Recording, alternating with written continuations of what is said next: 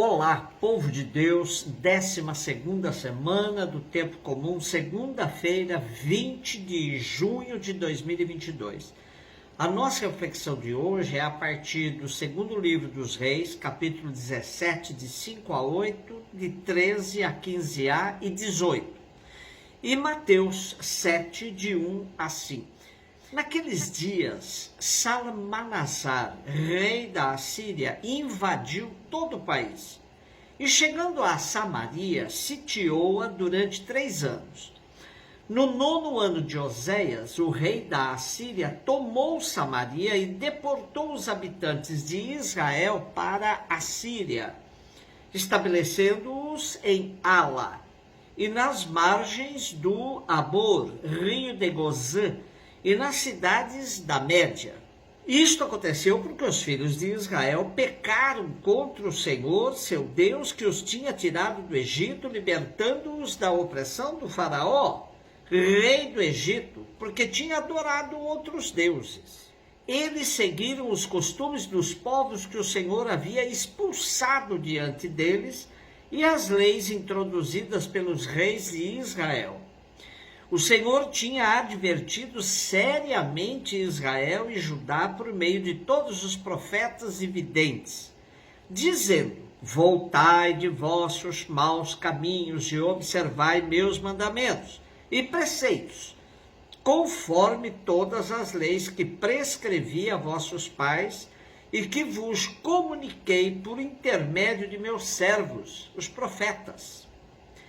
Eles, porém, não prestaram ouvidos, mostrando-se tão obstinados como seus pais, que não tinham acreditado no Senhor, seu Deus. Desprezaram as suas leis e a aliança que tinham feito com seus pais e os testemunhos com que os havia garantido.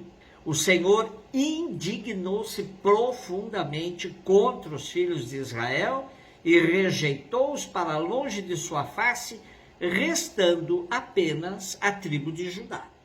Depois de Salomão, nunca mais tivemos a união do povo de Israel, que, sob a regência de seus filhos, se dividiu em 2 reinos. O do sul, com a capital em Jerusalém, e o do norte, com a capital na Samaria. Os 2 reinos se afundaram em diversos problemas, sempre atribuídos pelos escritores sagrados às infidelidades ao Deus de Israel. A derrocada dos 2 reinos tem seu ponto culminante com a deportação do povo para a Babilônia no século VI a.C. Porém, o reino do norte caiu antes, em mãos dos assírios, no ano de 722 a.C. Com a tomada de Samaria, capital de Israel, pelo rei da Síria, depois de 3 anos de cerco, suscita nos autores deuteronomistas uma reflexão sapiencial. Submetem a história a um exame e concluem que, sobretudo a partir da monarquia, o povo, com os reis à cabeça, se precipitava para a ruína devido à sua infidelidade a Deus, que era cada vez maior. É muito importante tal reflexão, pois coloca o povo em situação real de sua vida que não pode acusar a Deus por abandono, como algumas correntes faziam.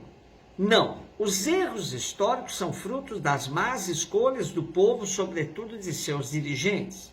É fácil acusar a Deus pelo abandono, pois nem sempre o povo está disposto a reconhecer seus próprios erros. Os autores deuteronomistas propõem uma leitura da história à luz das infidelidades que eles cometeram, não seguindo os compromissos assumidos com Deus no pacto da aliança. Os reis prevaricaram e arrastaram boas parcelas do povo nos mesmos erros cometidos.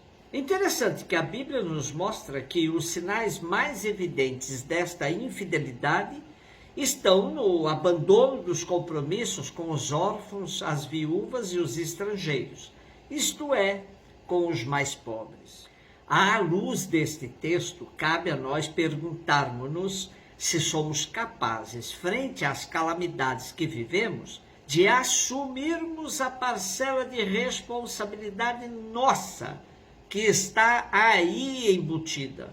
Somos responsáveis por nossas más escolhas na vida. Mateus 7, de 1 a 5. Disse Jesus aos seus discípulos: não julgueis e não sereis julgados, pois vós sereis julgados com o mesmo julgamento com que julgares, e sereis medidos com a mesma medida que medirdes. Por que observas o cisco no olho do teu irmão e não prestas atenção à trave que está no teu próprio olho?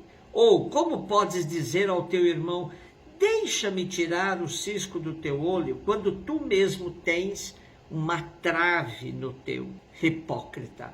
Tira primeiro a trave do teu próprio olho, e então enxergarás bem para tirar o cisco do olho do teu irmão. Começamos hoje o terceiro e último capítulo do discurso de Jesus em Mateus, o famoso Sermão da Montanha. Jesus é transparente, é cristalino em seu ensinamento. Frente aos fáceis julgamentos que a prática dos fariseus apresentava, devido ao mau cumprimento da lei, Jesus alerta que essa rapidez em julgar os outros pode incorrer no esquecimento de uma avaliação correta da própria vida. Daí vem a máxima: Deus nos julga com a mesma medida que usamos para os outros. É claro que acreditamos que a misericórdia do Pai é infinitamente maior que a nossa, mas essa sentença de Jesus é pedagógica, pois nos leva a tomar mais cuidado com nossos julgamentos. Jesus nos alerta que o rigor dos nossos julgamentos sobre o próximo deixa claro que desconhecemos a nossa própria fragilidade e nossa condição de pecadores diante de Deus. A diferença entre um cisco e uma trave é enorme, pois assim podemos perceber a diferença das medidas que usamos nos julgamentos. Saber discernir com exatidão as questões a serem julgadas é dom que recebemos se vivemos abertos à ação do Espírito. Devemos pedir constantemente tal dom em nossas orações. Se virmos bem, Jesus não nos proíbe julgar e medir os outros, mas ensina-nos como fazê-lo. A medida do juízo divino será igual a que usarmos nos nossos julgamentos humanos. Na antiguidade, a medida com que se media a cessação de um bem era a mesma que assegurava a sua restituição. Os rabinos, por sua vez, ensinavam que Deus se servia de um duplo critério de juízo: a justiça e a bondade. O convite a não julgar forma como que uma espécie de refrão no Novo Testamento. O próprio Cristo se apresenta como aquele que não vem julgar o mundo, mas vem salvá-lo. Paulo também nos previne contra o risco de fazermos julgamentos. Diz ele: se julgas os outros e fazes o mesmo que eles fazem, estás condenando a ti próprio. Um beijo no teu coração.